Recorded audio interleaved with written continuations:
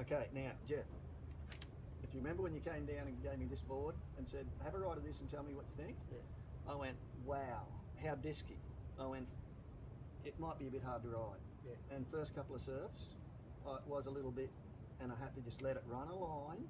This is where single fins work good, because they run a longer line, and if you had trusted this, you want to be turn here, turn here, turn here, turn here. And I think it's like we talk that it's easier to slow a board down than it is to speed a board up. Yeah. You stand on your back foot, or you do a hard turn, you lose a bit of speed. But the thing about the single fin is it wants to be ridden on the timing and the energy of the wave, and then that makes you surf really quite precisely.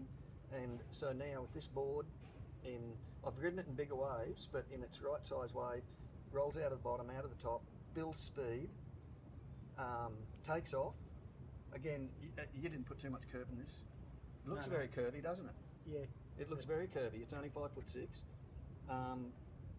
but this board will surf 1 foot to 6 foot if you really want it, but you'd be skating at 6 foot. Yeah. But 1 to 4 foot, and especially if it's hollow, it's even better. Right. But no, this it's remarkable actually. This little board.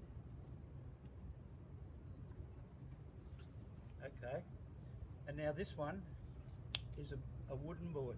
Yeah, well, you're doing the wooden stuff with the trend of the wooden boards, and this board's back to being a very much all-rounder. A 6 foot board. What can I say about it? It rides a big full wave and keeps its speed. It doesn't want to roll back too quick. If you put too much roll in a board, it wants to roll back all the time. Yet, if you get out there and you get a tube, this board will easily tube ride because I've done it on it. So I think some of that is just because you've probably left a little bit of an edge along the base rather than going total for hold, because you probably made this to even ride a smaller wave. Yeah.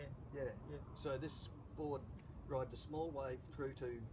The truth is, I think this board would probably handle 8 foot because it's quite parallel too. Weight-wise, it's got a little bit more weight in it. No, no. What's interesting is it came out. However, the technique of the wooden boards are done. This came out Pretty light. It came out feeling like a normal board.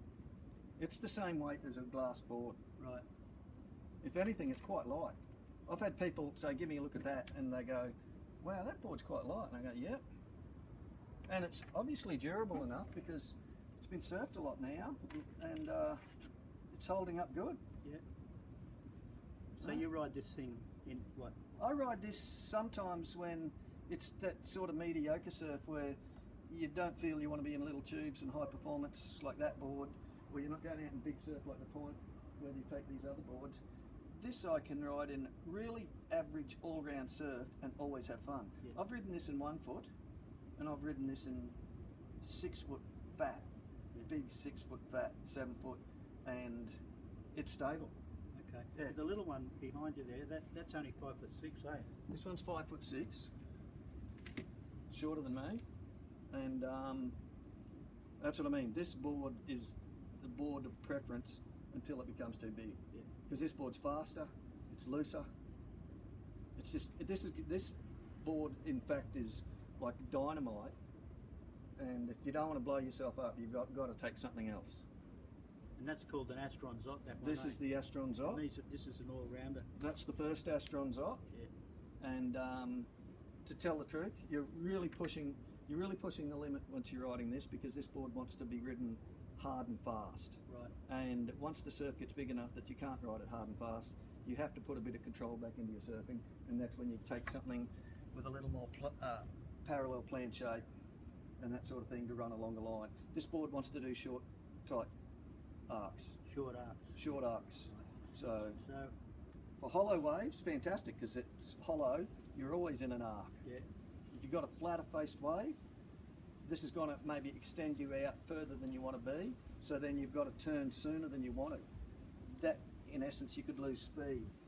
So then you take a board that'll run out further, so by the time you turn back you've lost no speed. So unless you are over the top of this all the time, you could blow your timing. Right. You could get out of timing of the wave. That's the other thing that's critical with single fins, as you know.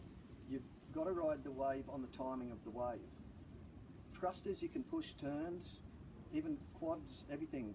20s, you can turn here, turn there. A single fin has to run on the energy of the wave. If you try to push it off the energy of the wave, you're in a dead spot. That's not where the energy is. That's the reason I ride single fins is I am so fascinated that with one fin, the board finds the energy of the wave. So the board is actually putting you on the energy of the wave. Yeah. And all waves, if you did the science, there is one spot it's the most energy. It could be at the bottom, when it's sucking off the bottom, or it could be at the top as it's pitching as a lip. But there's at one point there's the strongest energy on the wave. That's possibly why you drive out of the bottom and you turn out of the top, and you drive out of the bottom and turn out of the top. And then the most energy is once you're deep in a tube. And once you're deep in a tube, you're at the most ultimate energy point because you're so far back that all you have to do then is aim it. Now, if all you're doing is aiming it, why would you want side fins that are directing you this way or that way, or four fins which would be drag? Why would you only want one fin which is neutral? So the board runs the line, and I think what amazed me most when I got the first single fin off you in '93 and then went full time in '96 single fins is how they tube ride, and some of the deep tubes I had which blew my mind. Well, you're not renowned for being the master of tube riding at Lennox Point, so even though people look at it and go, you can't ride a tube on a single fin or whatever belief they might have, you've proven that to be totally wrong.